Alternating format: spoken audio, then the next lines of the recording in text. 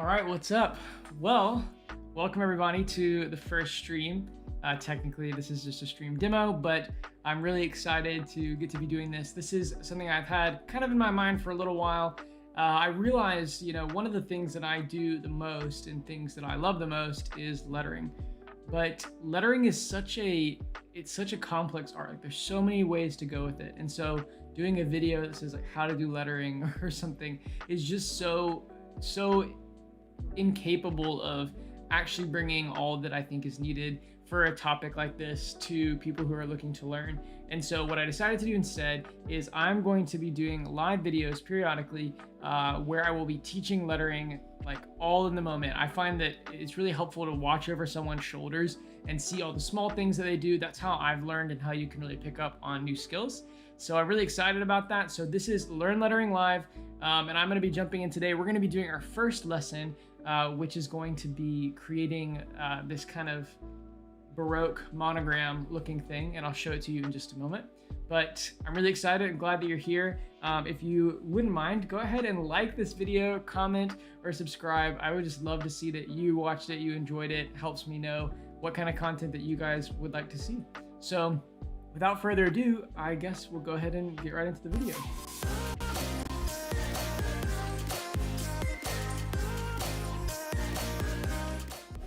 Okay, so here we are in Procreate in the iPad, and I'm gonna go ahead and bring in the image that I found on Pinterest. So I was just doing some research, and if you're not used to using Procreate, first, this is Procreate. You can also do this on a sketch pad, on a piece of paper. It doesn't matter where you're doing it. I find that because of the live stream and technology and everything, for me to use my iPad is just really helpful. But Procreate's a great app. It's a few bucks, but it's definitely worth whatever you'll pay. Because it's just awesome. It's so robust. They make updates all the time with great features. So anyway, so I'm here in Procreate, and I'm also using this weird little thing. It's this glove. I've seen a lot of great artists use it when they're working digitally, and I got one that's a little bit too small. But basically what it does is when I'm drawing, it keeps my hand from kind of getting stuck on the page. So it lets me move with a little more grace and fluidity when I'm drawing. It also, for people who are not using an iPad, it keeps it from recognizing your palm, which is helpful. So anyway, I'm gonna bring in this image. So I'm gonna go here. I'm gonna add in a photo. There we go. All right, and so this is kind of what we're going for today. This is this sort of Baroque style monogram, or I don't really know what you call this. It's just like a Baroque shape. It's like what you'd see in old books. At the beginning of a chapter, the first one. And I just think this is a really fun project, and it may seem like, whoa, how do I start with this? And what I'm gonna do is I'm gonna show you really simply how to do it. Yours does not have to look anything like this.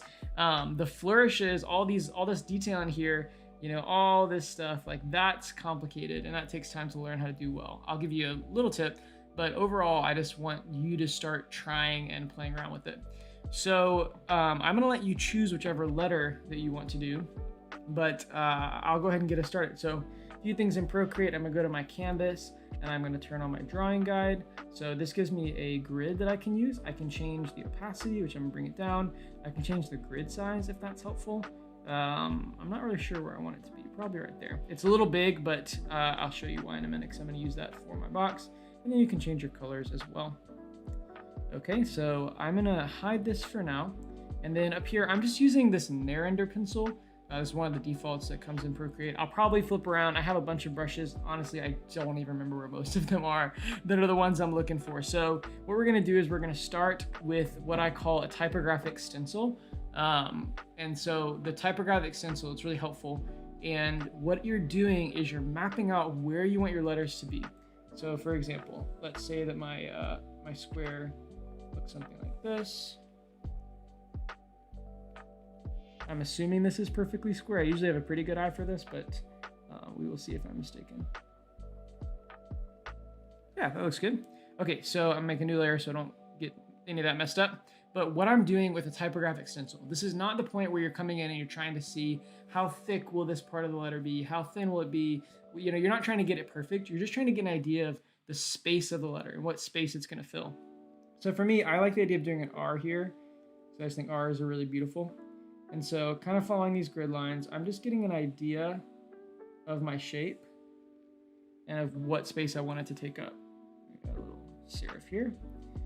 Okay, so that's not bad, but my point in doing this is that I can kind of play around with it and find, you know, the spacing, kind of move it about, make sure it looks centered. I'm kind of looking at the spacing over here, like in between all these areas. And this isn't perfect because, again, it's just a stencil. But from here is where I begin to build out my actual design. And so I'm going to kind of play with this for a minute and see if I can come up with something that I like a little bit more.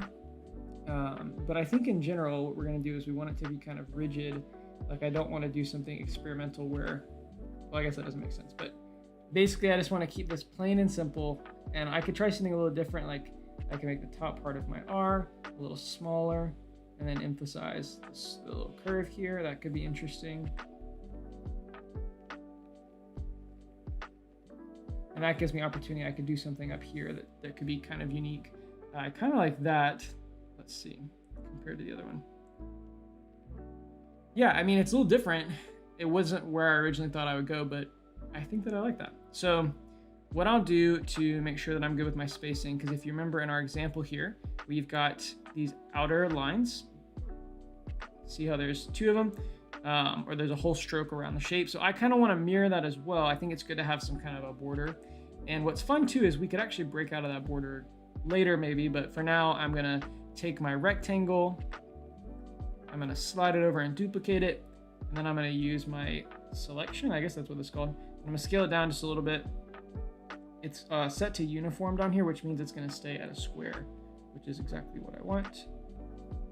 Okay, that's not maybe 100% perfect, but that's pretty good. I'll actually leave those uncombined for now. And then I can adjust the sizing of my R as well, just a little bit. I want to give it space so that I can add elements around it if I need to. So the typographic stencil, once I've got it in place, I can click right here and I can change my opacity down a little bit. And here is where the fun stuff starts to happen. Here's where I really begin to go in and decide how this letter will look. So first off, I'm going to show you some different types of fonts. So I'm going to open Pinterest here. This should hopefully give me what I want. I haven't checked this. Let's see. You'll also see randomly my recommendations, workout stuff. You would not know, would you? Let's see, what are we looking for? Serif, sans serif. These are the two big ones. There's lots of other ones. Yeah, this is fine. We'll just look through here. So right here, this font is a sans serif font, which actually I guess it's better to show you what a serif font is. Let me do that first. Okay. Well, this didn't immediately give me a serif font. Isn't it funny? I don't know if you guys use Pinterest often, but sometimes it just is not doing what you want it to do. Hilarious. Okay, hold on. Give me a sec. We're gonna find this. I might just have to resort to Google Images. Okay, let's try this again. Serif font. Oh, here, that's even a better idea. In Procreate, I can literally show this to you. All right, so I forgot that Procreate can do this. Like I told you, they add a lot of stuff all the time. We're gonna add some text. There we go. I'll type in serif, and then I'm gonna go into edit this sucker. How do I do this? Up here, edit text. Okay, so I'm gonna pull up my options here, and I'm gonna change the font. Let's see what we're gonna do. Baskerville, that's a great example. Make it a little bigger. Okay, so Baskerville is a serif font. What are serifs, you ask? Good that you asked. I can show you right now. Okay, so serif, those are these little guys sticking out here on the edges. I don't know of like a fancy way to explain serifs to you other than they're the little pieces that stick out at the end of the letters. And so you are probably familiar with a lot of fonts that are like this, Times New Roman. There's all kind of ones. Sometimes the serifs are big and kind of chunky like this. Sometimes they're really thin and delicate. It just depends on the font and the style. But in general, that's kind of the look of a serif font, is that they have these little feet kind of that stick off at the edges and the bottoms. Next, I'm going to show you what a sans serif font looks like. Bring this down. We will edit our text. And then, great, Arial. That's really not very exciting. Let's do Den. I really love this font. So this we would call a sans serif. Okay, write that down a little bit. Okay, so what you notice in the difference between these two is we do not have any little feet in our sans serif. We only have kind of flat ends to everything. And so that's what really distinguishes a serif from a sans serif. And so those are really important things that you're going to want to learn as you're working. You can just see these all kind of cut off pretty clean and evenly. They're not always like this. Again, the way that I usually say with things when it comes to design is that you want to learn the rules so that you can later break the rules. So people definitely break these rules for sure. I've designed a logo. You can find it on my page. It's called the Modify Logo Design Project. It was a logo that intentionally mixes serif and sans serif fonts. So there's no hard and fast rule that you absolutely can't break, but you just should know the rules that in general, those two live in different worlds. So all of that to say is that I can decide at this point what I want to do with my letters. Or this letter R here, do I want it to be a serif or a sans serif? To me, because if you look here, this would be a serif font. You guessed it correct. So we have our serif up here, here. So we have all our serifs. So I'm sorry, that pen is not very bright, but you get what I'm saying. So we have serifs in this, and generally that's kind of the look when I think of these designs. And so I'm gonna stick with that. And so the other thing to note about serifs, this is really important, is that typically in a serif font, again, rules can be broken, but typically your vertical lines are thicker than your horizontal lines. So you'll see here, vertical line, vertical line, vertical line. This, like a curved letter like an E or a C, an S kind of breaks the rules a little bit, but it's consistent. So let's say, for example, we have a poorly drawn C like this. You're gonna have thin over here, thicker right here, and then thin again. And this needs a serif. Let's do that. There we go. Typically, we actually don't do one on the bottom of the C. There we go. And so there are a lot of like rules that you can learn. And the best way I recommend you doing this is just by following a bunch of people on Instagram or Pinterest. You just need to take it all in. My dad used this analogy to where he talks about how people who are trained by the Treasury Department, whoever is take care of the money, they learn how to identify counterfeit bills because they stare at and study a real bill. And so that's kind of what you got to do here when you're learning about these different types of fonts. You need to get a lot of input in all around you with how these are being used. So yeah. So anyway, so that's what I want to make sure that we're doing here. Is that, sorry, one second, I got distracted. Is that you're learning these rules. And so in general with the curved letter, like I said, you're gonna have your thicker parts on your verticals, and then when things start to get horizontal, that's when they start to get thinner. And the main thing to think with serifs, though this isn't exclusive, but as a general rule, you're gonna have good contrast between the thick parts of the letters and the thin parts. You can definitely have sans serif fonts that do this as well. But as a general rule with serifs, this is gonna be true. So this area here on my S is pretty thin, and then this area is really thick. So I have a big contrast between the thickness of this and the thickness of that. And that's where a lot of the interest comes in with serif fonts, is you're getting to see this really pretty contrast. So all of that typographic lesson for you, just to explain what we're gonna do here is, I would recommend you choosing a serif font for this, but really it's totally up to you. But, so what I'm gonna do now is I need to decide where my thicks and thins gonna be. Remember, traditionally, our vertical lines are gonna be thick, so I'm looking for the verticals. With the slanted shape, like the bottom of this R, that kind of works as that slant, and then I'm gonna come back to this in just a minute. But so those are typically gonna be our thick ones, which this is, again, just like a really rough sketch for your reference. So when you see just that, you can start to see overall like what our letter form is gonna look like. I need to change this eraser. There we go. So now you can kind of get at least a little bit of an idea of what this letter form is sort of gonna look like just by the thicks. Like you can kind of start to see it. So I need to decide how thick versus how thin are my thicks and thins. Are they really high contrast? So I'll show you an example of something really high contrast. I'm sorry, it's kind of hard for me to draw. I'm trying to get my setup still figured out, but Let's do this because I want to show it to you a little bit easier. I want to use a big brush. Let's try this. Okay. There we go. So I could do something with super, super thicks. And again, this isn't following my typographic stencil, so I guess I'm breaking my rules. Let's try this again.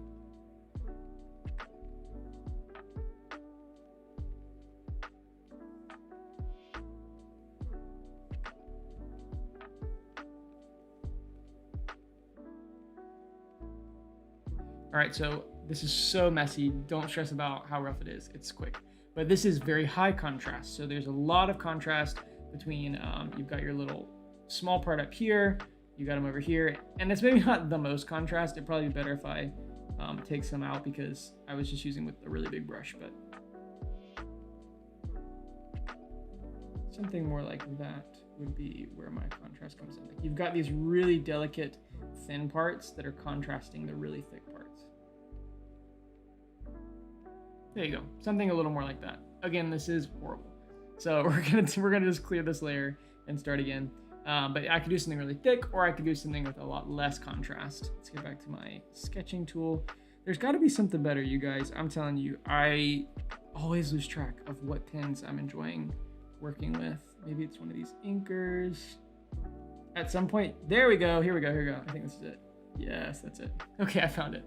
All right, so I'm just gonna skip to the chase here. I'm gonna make some letter forms that aren't super, super high contrast, but they're not super low either. So it's honestly probably gonna be pretty similar here. You can see how with this shape, you've got, I'll make a little brighter color, how you've got thins here, and then a little bit thickers here, and those kind of match. So I'm gonna do something a little more in line with this to where my thicks and thins are a little bit closer, not too close, but a little bit closer.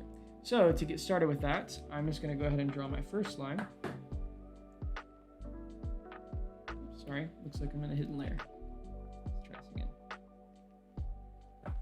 Okay, so I'm gonna draw my first line. And I can hold, and this is gonna snap me to be a straight line. And then if I press a finger on the screen, it'll give me perfectly straight. I don't always do this because I think it adds a little character sometimes when you don't, but I'm gonna do it just for now. And I can always adjust this later. And for me, I'm not using any specific measurement. I'm really just eyeballing this. The bottoms, I'm gonna go ahead and add in the bottoms where my serifs are. At this point, I get a lot of, I have a big decision to make here. So I can do a lot of different types of serif. I can do these very sharp and delicate serifs, which can be kind of cool. Or I could do some that are a lot more chunky.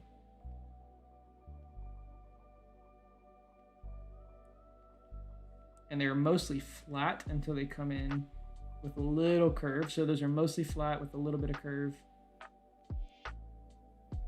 So that's an idea that's pretty cool. I don't hate that one, but what I think I'll do, and there's a few others. Let me show you a few other options. I could do one that's a little bit more delicate and then has a longer, more pronounced curve that kind of lasts the whole way down. That's a little more traditional style of serif. You also have, again, remember we can break these rules and kind of mix everything up. You can also have a rounded serif, which this I think looks a little friendlier than I want it. I don't want it to look like too childlike, I guess. Though a lot of times older stuff you'll see with, it kind of looks like they have rounded edges because with older printing techniques, you couldn't get the sharp, crisp stuff that you can with digital and print now. So let's see, what are we gonna do? I would say, let's just do something kind of in between these guys. I want a little height, and I want a nice curve. Great. And I could copy and paste these guys if I really wanted to, make it super consistent. But something that's really enjoyable about hand lettering is we don't have to constrain ourselves with things being super consistent.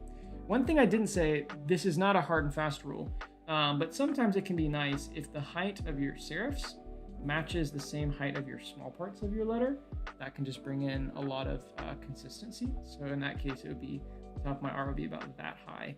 I'm not gonna go that high of contrast, but just so you know, that can be a helpful little trick. All right, so at the top, same thing. I'm gonna start with just a straight line, though eventually, obviously, this will curve.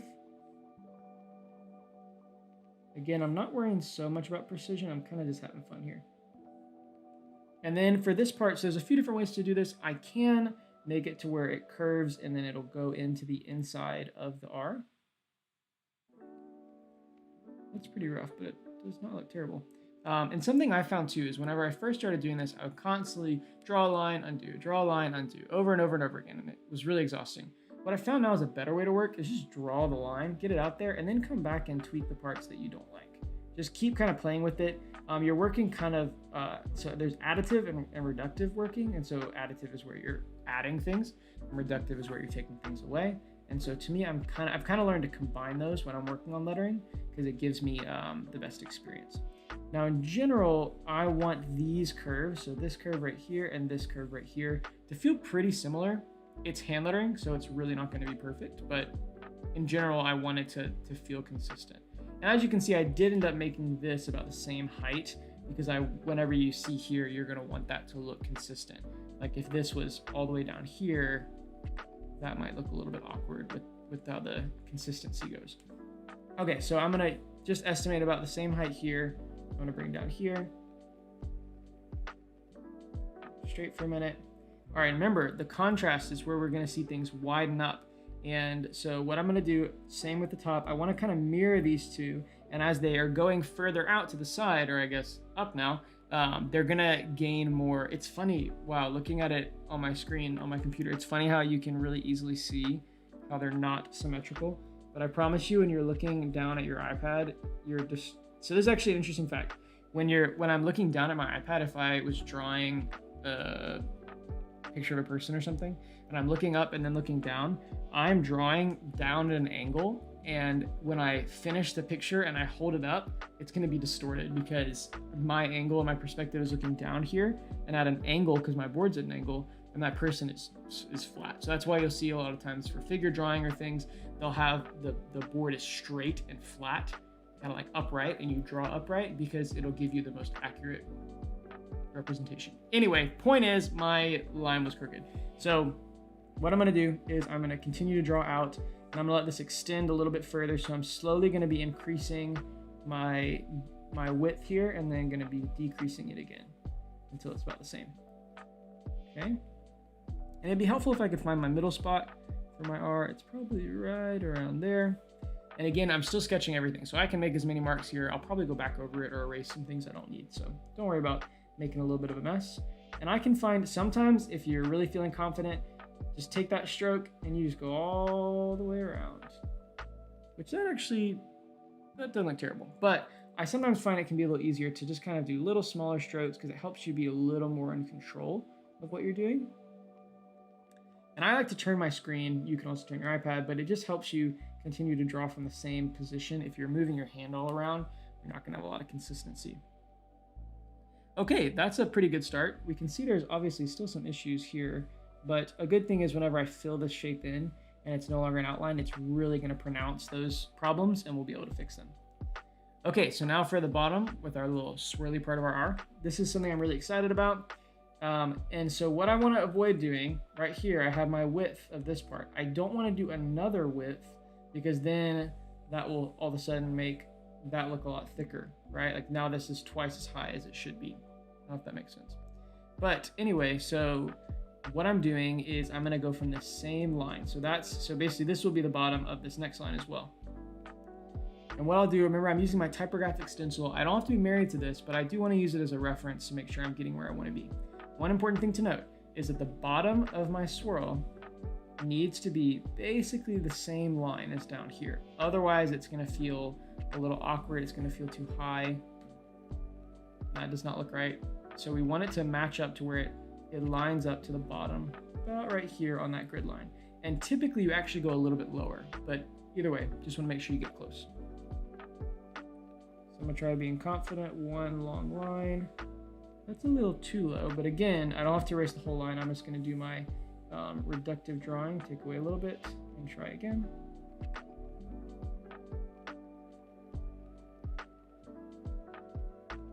I just keep going back over that line until I find this outside part here on the edge is really what I like the most. So I'm gonna get rid of everything else. There we go. And now I'm drawing this into a swirl. So I'm gonna keep going. I'm rotating my iPad to keep my hand roughly in the same position. And I'm using small strokes in order to keep control of my curve.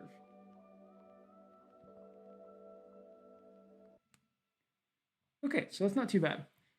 It does seem like, it's hard to tell. One of the things you'll learn as you do this and as you study letters is you're gonna be able to pick up more quickly when things look a little off. You'll kind of do the little head tilt thing where you're like, I don't think that's exactly right.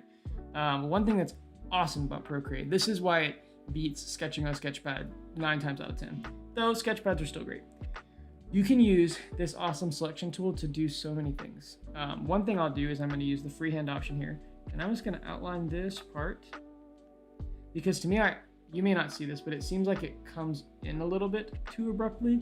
So now I can actually just move this whole sucker out a little bit, and that might just fix my problem. You cannot do that with pen and paper. Wow, so thankful for digital.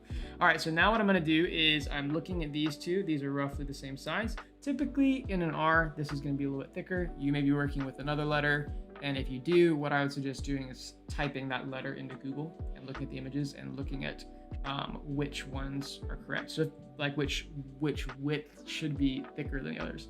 So for a W, for example, which generally, here's the real rule when it comes to this, when it comes to script lettering, is it's typically your downstroke, which is what you wanna be thicker. So that's why, for example, lettering, I'm pushing, too big.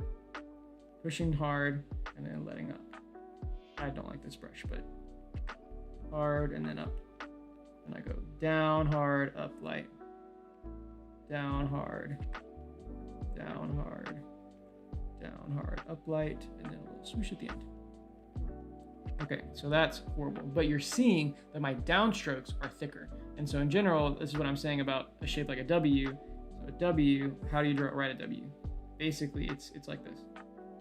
Okay, so my downstroke, thick, upstroke, thin, downstroke, thick, upstroke, thin. Some of you may write your letters totally wrong, and that's why you should just look at it just in case. But point is, now what I'm gonna do is I'm going to be taking my R here and I'm gonna finish this out. So I want to make sure that when you first start to see the R emerge, that little swoosh emerge from the rest of the letter, it's got about the same size as this other part.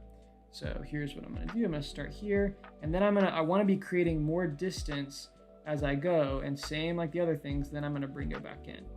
See how that gives me kind of the shape of the R? Okay. And I'm gonna bring it in.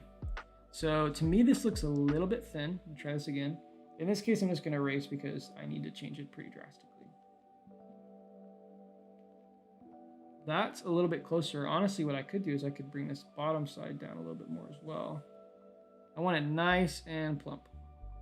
We'll erase, a little too big.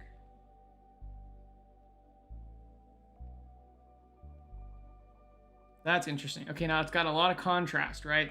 Really thin up here, big and thick right here, and then we're going thin again. That's what makes interesting lettering, in my opinion. And then for the end of this, there's a few different ways to do it. There's a lot of ways to do this. I could end it with like this big, thick, dramatic kind of, I don't even know what you'd call that, just chunky part. I could also do something. This is a way I wouldn't recommend doing it, is just ending like that. You could definitely make it work, but that may not be the most interesting. What I think could be kind of cool here is like a big old circle. Just feels so dramatic, and I like that.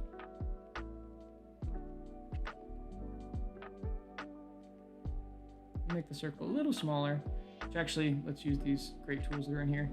I can select this part, and what I'll do is I'll put freeform. I can just kind of scale this guy down a little bit, move him around. Here we go. And then I just want to make sure, see, it looks like this is my side. It's starting to get a little bit bigger here. I want to make sure that it keeps the same width up until it makes it to the circle part. So I'm just going to redraw that again. And something else that I would like to make this a little more interesting, you can kind of goop it up, I like to say. So instead of it ending at this hard point here, let's make it kind of like this.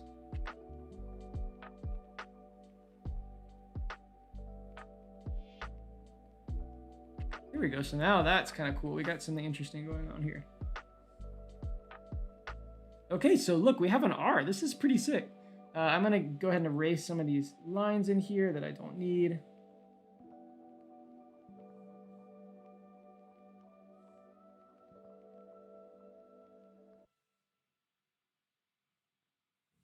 Okay, and then I'm also gonna erase these lines that break apart my letter into its different shapes.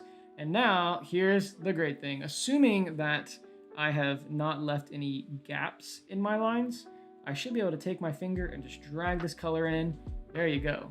Wow, now that looks cool. We have created a really cool art here, or hopefully you've also created a really great shape as well.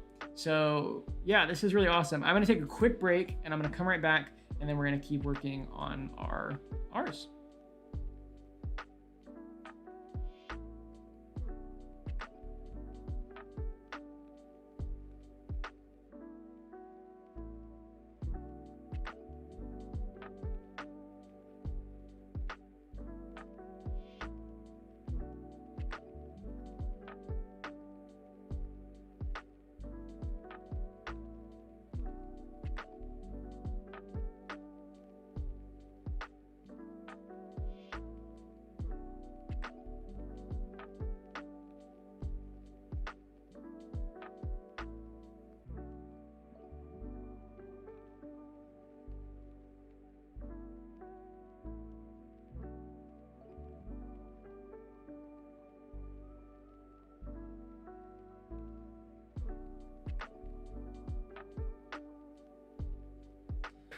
Okay, I'm back. So, gosh, there's just so many things we can do here. Let's keep it simple for today. Let's keep it simple. We can always finish this up with whatever letter form you're doing, and then we'll enhance it in a future episode. That sounds good to me. Okay, so what I want to do here, I'm going to take these two. This is my inner square, is my outer square. I'm going to combine them by kind of pinching them together in Procreate. Now, I bet you if I bring this here, it'll flood over. So what I can do if I don't let go, keep holding my finger down, can drag to the left or the right, and it'll start to kind of bring that fill in a little bit more. Makes it a little, there we go, the word is threshold. There you go. So that looks pretty good. Very dramatic. I really like what's happening here. I'm gonna go ahead and hide my typographic stencil, and now all I gotta do is sort of clean up this letter form. So again, we got some interesting stuff happening. I'd say this is pretty successful so far. It's not exactly this yet. We don't have all these interesting flourishes, but we'll save that for another episode. So for now, let's clean this guy up. So I'm gonna go ahead and actually make a duplicate just in case I want to go back to this version for any reason. But now what I can do, I used to just redraw the whole thing with like really precise lines, but I found it's a little easier just to kind of work with the existing one we've got.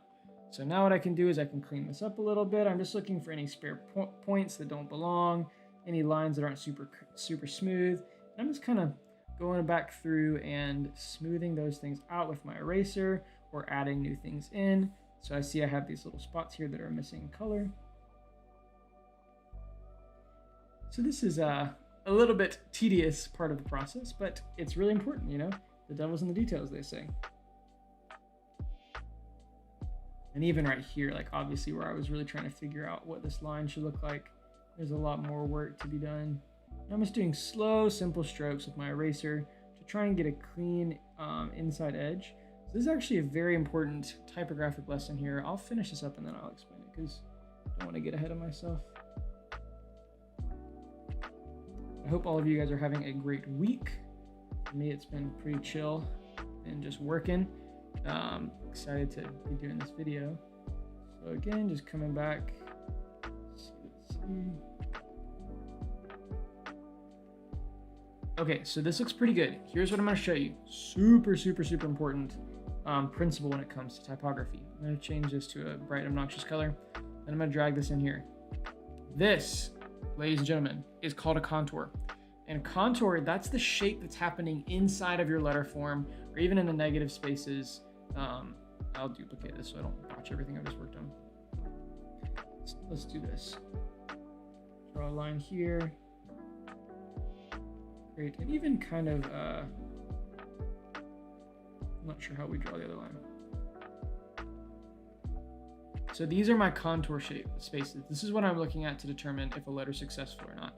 secret to lettering is that it's not about the letter itself. It's about the negative space. It's about the contours. If these inner shapes are really clean and done really well, your typeface, your font, your lettering, whatever is going to look really clean. But if the insides of your letter forms are wonky and janky, people are going to be able to pick it out, even if the outside is all nice and clean. So it's really important. And really, I could probably, I don't know how you do this, I guess.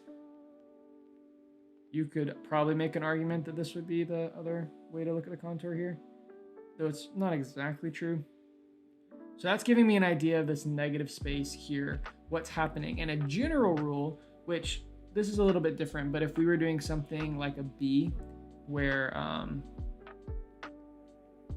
we've got another curve right here, in general, you would want your contours to feel similar in size. Like you want it to feel like your contours, even if they're not the same size, they have a similar area. So go back to like 3rd grade math, but your area is basically what's the space on the inside, like when you add it all together.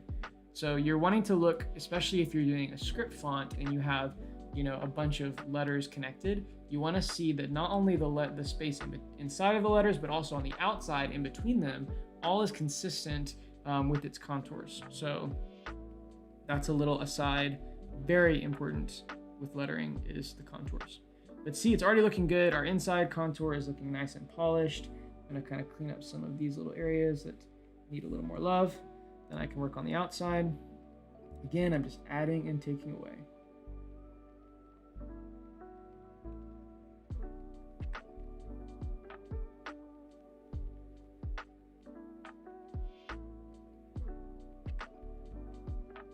What's cool about this, especially working digitally like this, is, you really can take some risks and then learn as you go, or you can come back and decide you totally hate something and change it. I've done a lot of, I just don't do this anymore near as much, but I used to do like a lot of like big posters that I would do by hand with lettering, and it was awesome. I really did enjoy it, but you can't take the same liberties. At least I don't feel that whenever you're working in that way, when you're not working in a way that you can easily undo your process.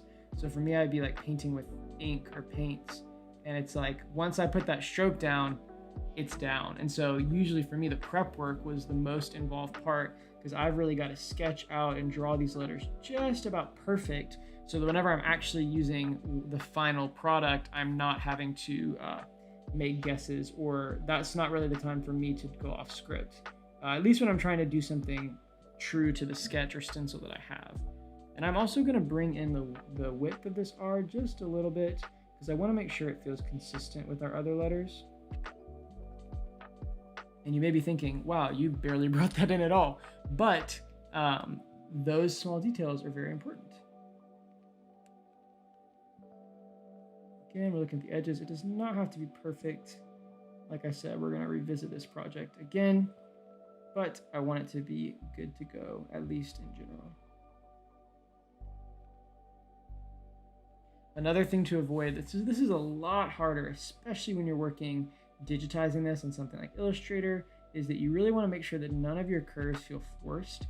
So you want all of your curves to feel like they're natural. Like when you think about like a seashell, which seashells have that beautiful, I'm talking about the curvy ones, have that beautiful curvature. It's actually the golden ratio. It's a mathematic principle that's found throughout nature.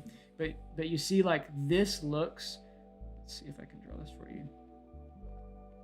This is like one smooth, not what I'm drawing, but the idea is that this would be one smooth and flawless line. Like at no point in the line do you feel like you have a weird angle or it's cutting in a little bit too sharp. You want it to, like you want your sharp cuts, like what's happening right here where it's turning almost 180. You want that to be really gradual. You're gradually working towards that, and your big ones are nice and big and slow. I don't know if that makes sense, but that is, you basically just really want to pay attention to your curves and how they interact with each other. Where one curve ends and another meets should be flawless, and when people look at it, they should just think it's one beautiful continuous line with no breaks and no differences. And that's really what helps to make things feel unified. So same thing with the circle, all the way around the circle, I want it to feel like this is one beautiful curve. We'll see if that happens.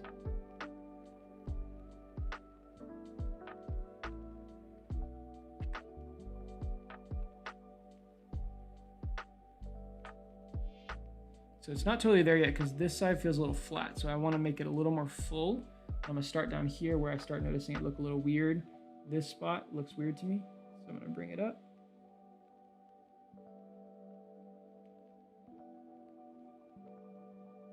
So a great time to remind you, if you haven't already, to like and subscribe. If you want to just like this video, that would help me just know that you have watched it and that you enjoyed it and you thought it was great. Or if you dislike it, you can do that too. But you can also leave a comment below. I really want to see what things you guys find are interesting. Even as we're doing these videos, let me know, like, hey, wait, go back to that. I didn't really understand it, and I will try to accommodate. This is something interesting. I can add this little goopiness in there, and that emphasizes my goopy that I did over here. And I could also bring that into these areas, which this is a style I really enjoy to do, is adding in these rounded edges. So I don't have much that's sharp in my letter form. Ooh, I love it. I love it. I love it. So I feel like this looks pretty good. Not sure if you guys see anything that should be fixed, but give it just a general touching up here a little bit thicker, I think.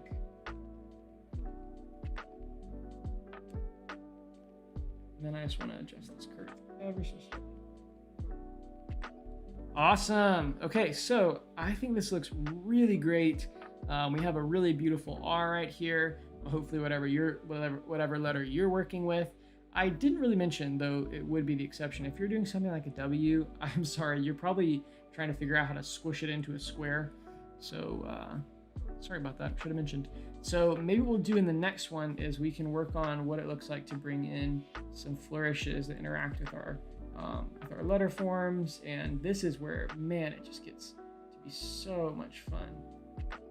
And a lot of the flourishes stuff takes a lot of time and it's very meticulous, but it's so worth it because it looks just so sick. So one last thing I'll do here is I'm just gonna maybe nudge this over ever so slightly. I just want to make sure that my visual space for the edges looks right. Like technically this is a lot wider than this, but this is also a lot wider than over here. So I'm just trying to eyeball it, and you have kind of that, maybe you don't, but you know, I have kind of that intuition of when things are starting to feel spaced properly. That's a little too far. Might just keep it like that for now, or move it over just a hair. Okay, well, like I said, the devil's in the details, but here we are. In 45 minutes, we've drawn this pretty cool R. It really is pretty funny looking at it on my computer. You really just do see things that look a little different or a little strange.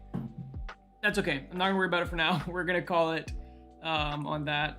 I do see this. This is interesting.